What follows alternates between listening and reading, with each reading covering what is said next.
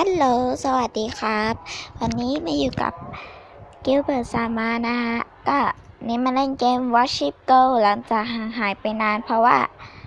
ช่วงสอบนะครับโอเควันนี้เราก็จะ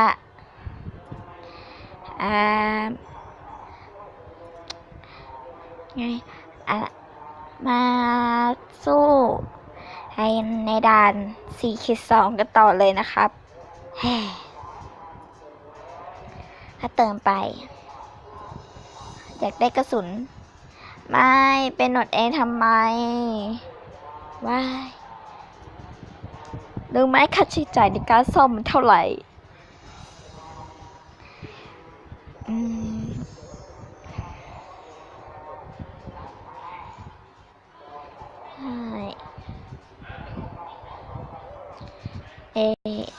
เล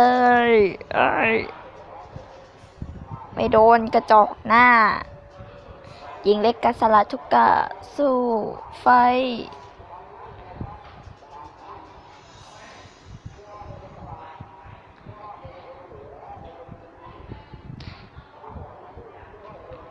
ระวังเดี๋ยวมันทุกเครื่องบินไปทำไมเฮ้ย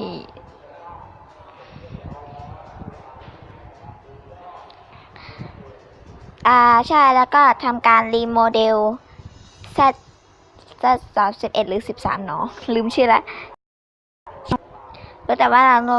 รีโมเดลเธอได้แล้วพอจะถึงให้ถึงเลเวล50นี่แบบโอ้ my god กว่าจะถึงเลเวล50 Z31 กว่าจะถึงเลเวลนี้เลเวล50ได้นี่คือแบบลากเลือดโดนส่งซ่อมไปแล้วหลายรอบเนี่ยมันไม่ไปเจมันไปเอาต้องเอา BC ไปสินะงั้นเอาลีนาวไป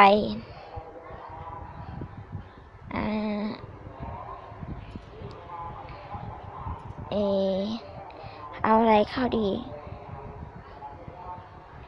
ก็รอ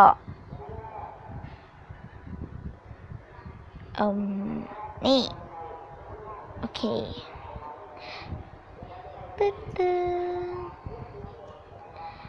ฮะเราจะลองเอา BC ไปนะฮะ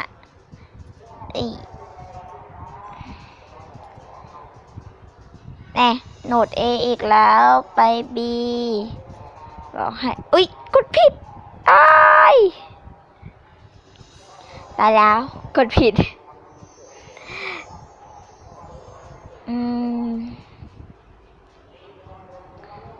ยังเซ็งนั่นแหละเพื่อน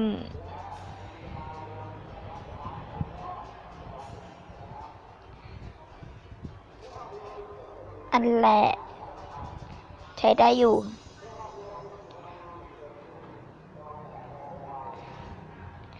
เราจะมาดูกันนะว่าวันนี้เราจะผ่านไปหรือไม่ด่านนี้ตายติดอยู่ตรงเนี้ยแต่เขาบอกว่าด่านบอสเราจะเจอไอ้นี่อะไรนะเรือพิฆาตตาฟัง4-5น่าจะโหดอยู่อะแต่แมว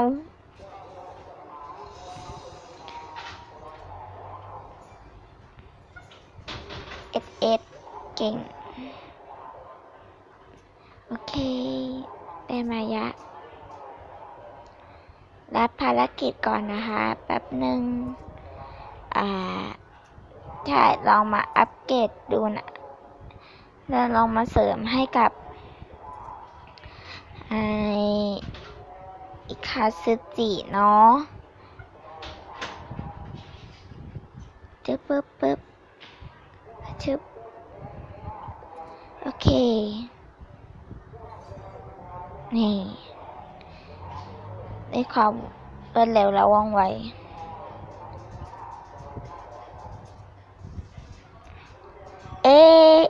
โดดบิน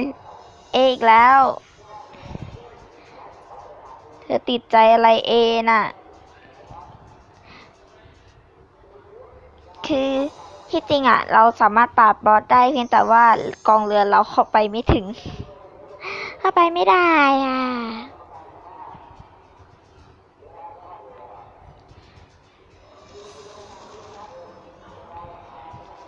เอือ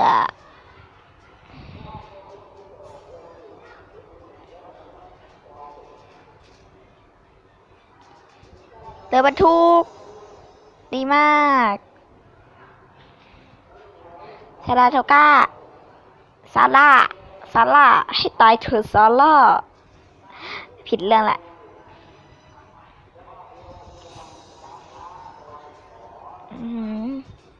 ยิงเร็วทีละสองโอ้ยยุงกัดเจ็บยิงปิชาเตตาปิโดบึม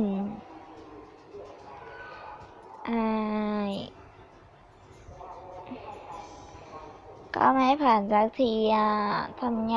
ผมจะถึงผ่านไปได้อ่ะเฮ้ยกี่นาทีแล้วอ่ะรู้ไหมอ่ะมองไม่เห็นอีก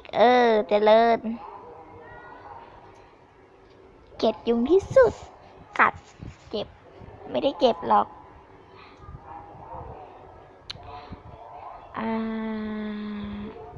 สลับที่กับใช่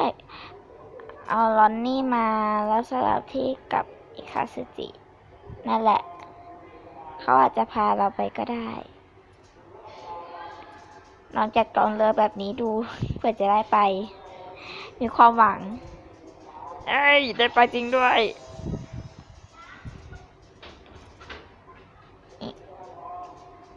เราจะไม่ทำแบบสุดกำลัง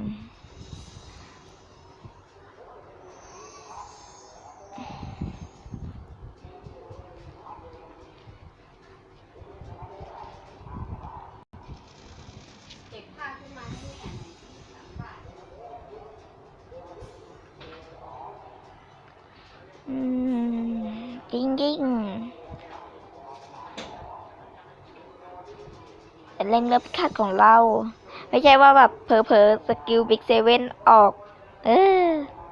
แล้วยิงเรือพิฆาตอะไรเงี้ยมันเป็นอะไรที่ไม่คุ้มอ่ะ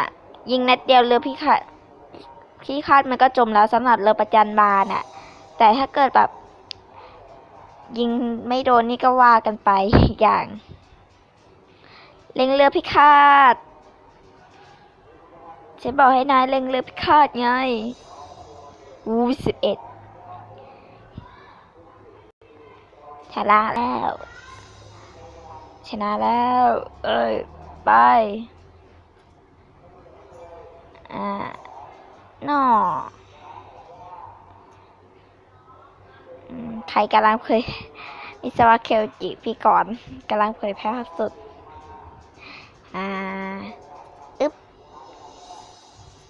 มา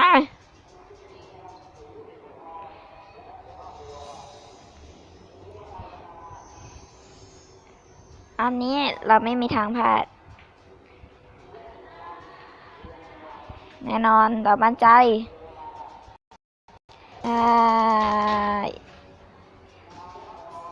ไม่โดนเลยเยี่ยมเราจะไปกันอย่างรวดเร็วโดนแค่13นั่นแหละเรือบรรทุกไม่ใช่ CL โดนแค่3ไม่เป็นไรเกาะหนานั่นแหละเพื่อนเหลือเลือดไว้3ยิงไม่โดนอีกคัสติเธอเลือกสินะว่าจะเอาแบบนั้นยิงปืนรอบ2มา CL ลำนี้อึดนะฮะต้องจบกันด้วยตอร์ปิโด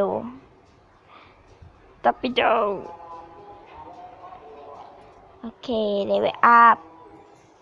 ดีมากหัวใจขึ้นไปโหนด F ไปกันอย่างรวดเร็วหาบอสด้วยกัน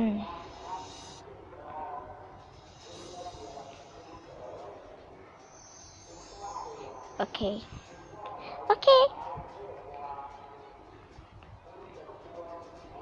ไม่ค่อยอยากเอาอาคากิ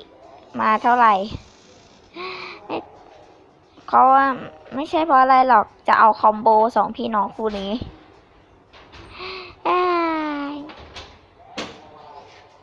ไอ้จะโดน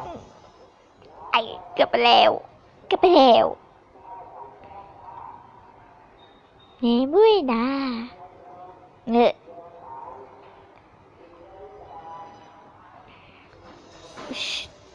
นั่นแหละต่อไปก็คงหินกว่านี้ถ้าเนิร์ดโดนตัวสีม่วงเฮ้ยในที่สุดเราก็มาถึง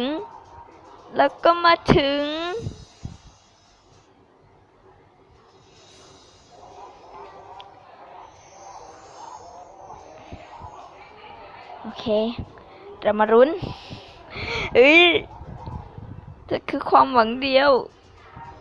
จะไม่โดนดังไฟต่ำไม่โดนกันนะฮะ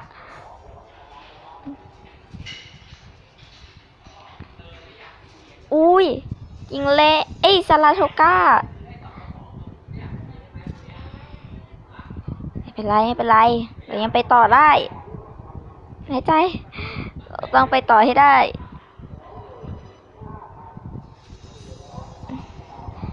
ทำไมพวกเธอไม่เลือกที่จะยิงเรือบรรทุก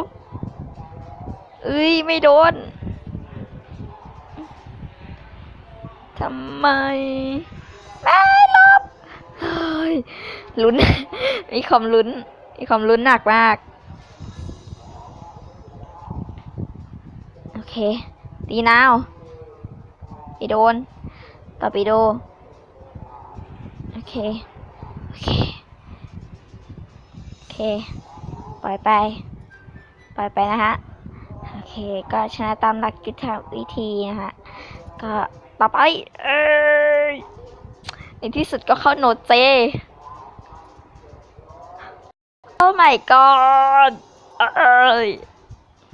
เจองานหินเข้าให้แล้วเพื่อน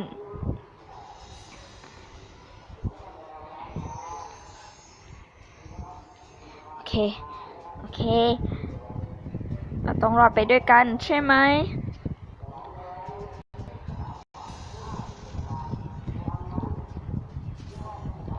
โดนไปอีก12ฝั่งนู้นมิดหมดเลยเหรออะไรวะสกิลบิ๊กเซเว่นออก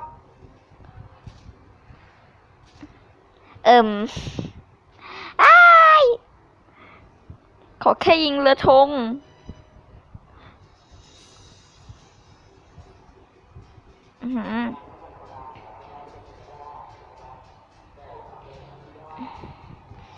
โอ้ยลุ้น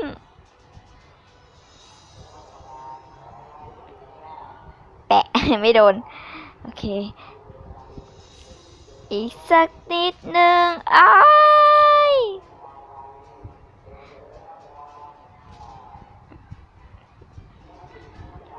โอ้ยยิงเรือธงสิ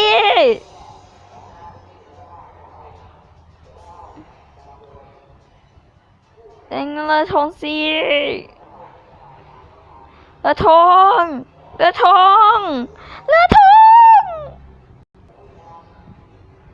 ธงเพื่อนไปยิงทำไม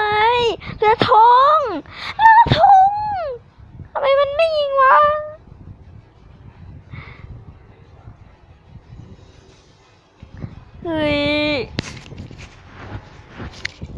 ทำไมมันไม่ยิงเรือธง